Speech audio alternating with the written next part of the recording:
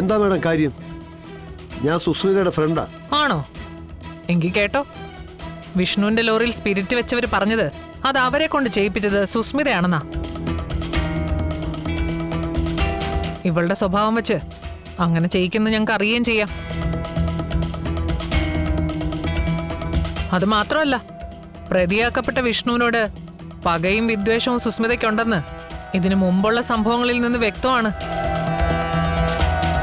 ഇനി എന്തേലും വിശദീകരിക്കണോ? അത് വേണ്ട. മുൻവിധി കൊണ്ട് ആരെയും കുറ്റക്കാരിയാക്കാൻ ഒരു നിയമവും പറയുന്നില്ലല്ലോ മാഡം. അതുകൊണ്ട് ചെറിയ ഒരു മുൻകൂർ ജാമ്യം എടുത്തിട്ടുണ്ട്.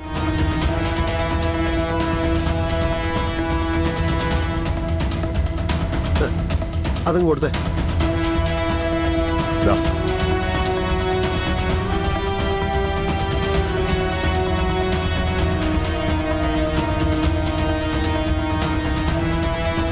ഗുണ്ടകൾ പറഞ്ഞത് സത്യമാണോ അല്ലേന്ന് കോടതി തീരുമാനിക്കട്ടെ.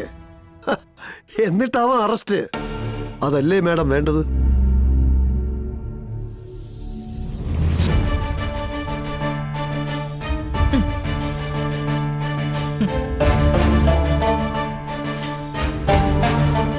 പുള്ളിക്കുറവനും മരണമൊക്കെ നമുക്കങ്ങ് വിടാം.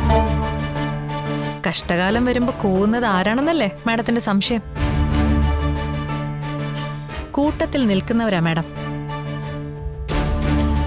കാടിളക്കി അറസ്റ്റ് ചെയ്തവർ ദാ ഇതുപോലെ കൺമുന്നിലൂടെ കൂളായിട്ട് ഇറങ്ങിപ്പോകുമ്പോ കൂട്ടത്തിൽ നിൽക്കുന്നവര് കൂവും.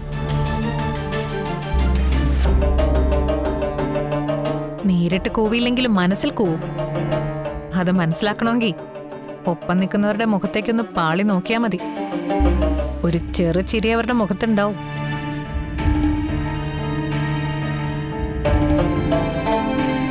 അതിലെല്ലാം ഉണ്ട് മാഡം. പരിഹാസവും കളിയാക്കലും എല്ലാം.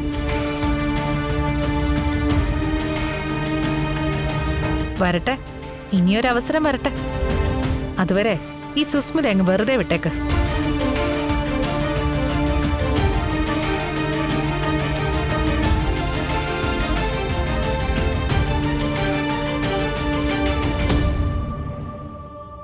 നിഴല് പോലെ നീയല്ല വിഷ്ണു, നിനക്ക് പുറകെ ഞാനാ ഉണ്ടാവുക. എടി സുസ്മിത, നിയമത്തിന്റെ കണ്ണിൽ പൊടിയിട്ട് നീ ഇപ്പൊ രക്ഷപ്പെട്ടു. പക്ഷേ എന്റെ നിയമപുസ്തകത്തിൽ നിനക്കുള്ള ശിക്ഷ എഴുതി ഉറപ്പിച്ചു കഴിഞ്ഞു. അത് തടയാൻ നിനക്കോ നിന്റെ കൂടെയുള്ള ഉപഗ്രഹങ്ങൾക്കോ കഴിയില്ല.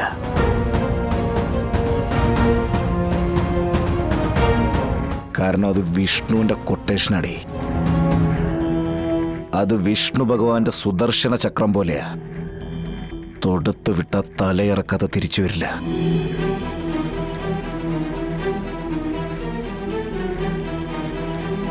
സൂക്ഷിച്ചു നീ. നിന്റെ തലയ്ക്കുള്ള രക്ഷ ഇനി നീ മാത്രമാ.